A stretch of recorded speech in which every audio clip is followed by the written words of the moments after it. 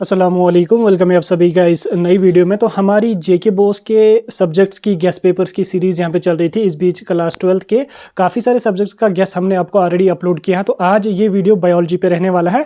Class 12th zoology और botany हर chapter से मैं आपको 7-8 इंपॉर्टेंट क्वेश्चंस देने वाला हूँ। हर चैप्टर से आपको 7-7 इंपॉर्टेंट क्वेश्चंस मैं आपको देने वाला हूँ, जो क्वेश्चंस आपको board exam point of view से बहुत ज़्यादा इंपॉर्टेंट रहने वाले हैं। इसलिए इस वीडियो को एंड तक देख लेना, चैनल को भी सब्सक्राइब कर देना, व्हाट्सएप और टेलीग्राम ग्रुप दोनों ज्वाइन कर देना, लिंक दोनों की आपको डिस्क्रिप्शन में मिल जाएगी। तो चलिए वीडियो को शुरू कर लेते, देख लेते हैं यहाँ पे बायोलॉजी के गेस्ट पेपर के बारे में। तो इससे पहले हमने बाकी सब्जेक्ट्स का गेस्ट पेपर अपलोड किया, अगर आपने उनका नहीं देखा तो आप जाके 12th की प्लेलिस्ट चेकआउट करके वहां पे बाकी सब्जेक्ट्स का भी देख सकते हैं।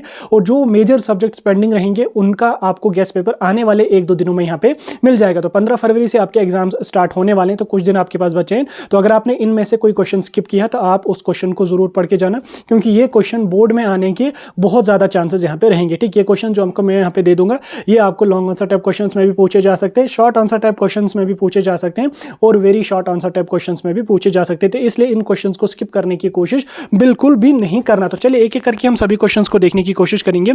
सबसे पहले हम बॉटनी की बात करेंगे। तो बॉटनी से कौन कौन सा क्वेश्चन आपका इंपॉर्टेंट रहेगा उसको हम देखने की कोशिश करेंगे।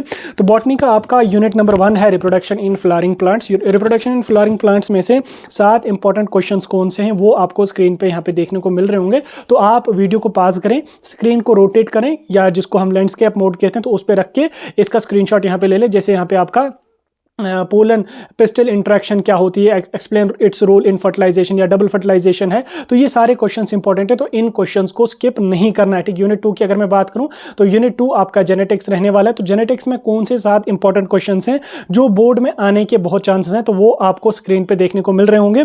इन क्वेश्चंस में से किसी भी क्वेश्चन को स्किप नहीं करना। ठीक, मेंडेलियन इनहेरिटेंस वगैरह बहुत इंपॉर्टेंट है, क्रोमोसोमल थ्योरी ऑफ इनहेरिटेंस बहुत इंपॉर्टेंट है, तो इस क्वेश्चन को यहाँ पे स्किप नहीं करना है। प्रोटीन सिंथेसिस बहुत इंपॉर्टेंट है, ट्रांसक्रिप्शन ट्रांसलेशन बहुत ज़्यादा इंपॉर्टेंट है, मॉलिक्यूलर बायोलॉजी बहुत इंपॉर्टेंट है, और उसके अलावा यहाँ पे डोमिनेंस एंड को डोमिनेंस बहुत इंपॉर्टेंट है। तो इन क्वेश्चंस को स्किप नहीं करना है। यूनिट 3 की अगर मैं बात करूँ तो तीसरा यूनिट है बायोलॉजी एंड ह्यूमन वेलफेयर। तो इसमें यहाँ पे आपके 7 इंपॉर्टेंट क्वेश्चंस कौन से हैं तो वो यहाँ पे आप देख सकते हैं। जैसे यहाँ पे जेनेटिकली मॉडिफाइड ऑर्गेनिज्म जीएनएमओज बहुत इंपॉर्टेंट है, उसके बाद production and judicious use of antibiotics बहुत इंपॉर्टेंट है, bio pesticides and bio fertilisers बहुत इंपॉर्टेंट है, उसके बाद बाकी सारे यहाँ पे सेलुलर टोटीपोटेंसी बहुत इंपॉर्टेंट है। तो शॉर्ट आंसर टाइप क्वेश्चंस में ये क्वेश्चन पूछे जाते हैं।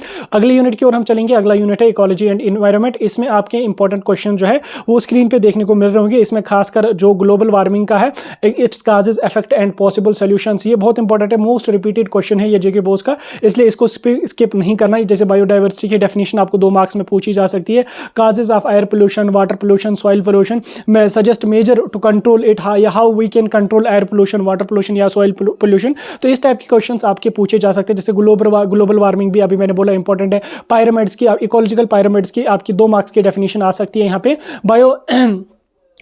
बायोजियोकेमिकल साइकिल जो है ये भी इंपॉर्टेंट है। तो इन 7 क्वेश्चंस को स्किप नहीं करना है। नेक्स्ट हम यहाँ पे जूलॉजी की ओर चलेंगे। तो जूलॉजी से कौन कौन से क्वेश्चंस इंपॉर्टेंट है उसको देखने की कोशिश करेंगे।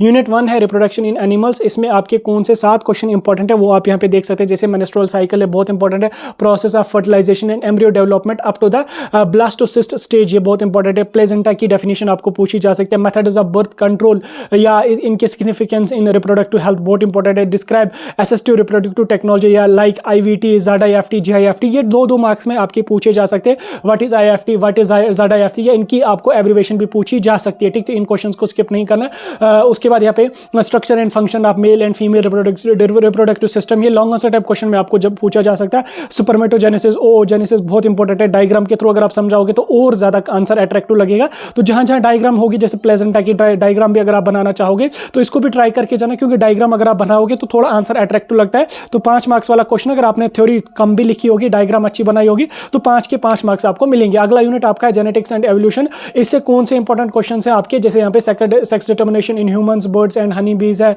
उसके बाद यहाँ पे कुछ सिंड्रोम्स है डिसऑर्डर, जैसे डाउन सिंड्रोम है, टर्नर सिंड्रोम है, बाकी सिंड्रोम है, या ह्यूमन जीनोम प्रोजेक्ट बहुत इंपॉर्टेंट है, Darwin's theory of natural selection बहुत इंपॉर्टेंट है, drift control, genetic drift control बहुत इंपॉर्टेंट है, उसके बाद लिंकिंग एंड क्रॉसिंग ओवर बहुत इंपॉर्टेंट है, मेंडेलियन डिसऑर्डर्स बहुत इंपॉर्टेंट है। इन क्वेश्चंस को स्किप नहीं करना है। बायोलॉजी एंड ह्यूमन वेलफेयर की अगर मैं बात करूँ तो टिश्यू कल्चर इसमें इंपॉर्टेंट आपका रहेगा, बायोपेस्टिसाइड्स, बायोफर्टिलाइजर्स आपके इंपॉर्टेंट रहेंगे, और बाकी भी यहाँ पे आपके इंपॉर्टेंट रहने वाले हैं, ठीक। उसके बाद यहाँ पे आपका बायोटेक्नोलॉजी एंड इट्स एप्लीकेशंस, ये बहुत इंपॉर्टेंट है, इसमें आपका प्रिंसिपल ऑफ बायोटेक्नोलॉजी पूछा जा सकता है। स्टेप्स इनवॉल्व इन आरडीएनए टेक्नोलॉजी बहुत इंपॉर्टेंट है। Production of human insulin using rDNA technology बहुत इंपॉर्टेंट है।